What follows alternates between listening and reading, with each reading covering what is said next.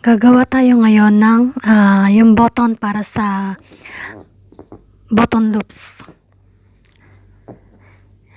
Ginupit natin kanina yung mga excess ng material yon. Tapos gugupitin natin ng by square. Pagka nagupit na ng square, ira-round naman siya, and then tatahiin yung paikot. Kung naalala nyo yung mga project na ginagawa sa school, ginagawa nga yun parang rugs, ganon. Yan, tatahiin lang siya paikot.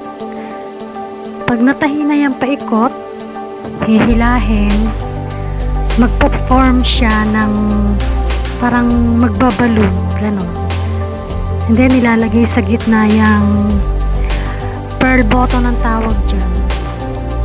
Meron yung hook sa ibabaw, kailangan nakalitaw yon para doon naman ikakapit pagtatahi. Yan, ilalagay na natin yung pearl button, pero sure nyo lang na yung hook niya ay nasa ibabaw, kasi yun yung pagtatahian at ikakapit sa damit. Tahi lang na mabuti.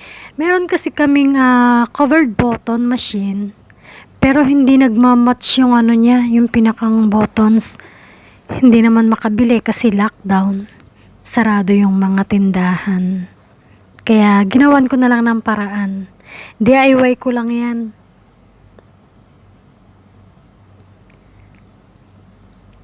Yan. Kailangan lang tiyagain talaga na matahi.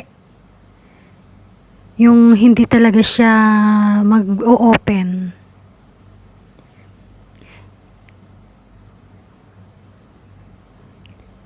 Sa mananahi kasi gawa-gawa paraan lang. Kailangan talaga tiyagaan.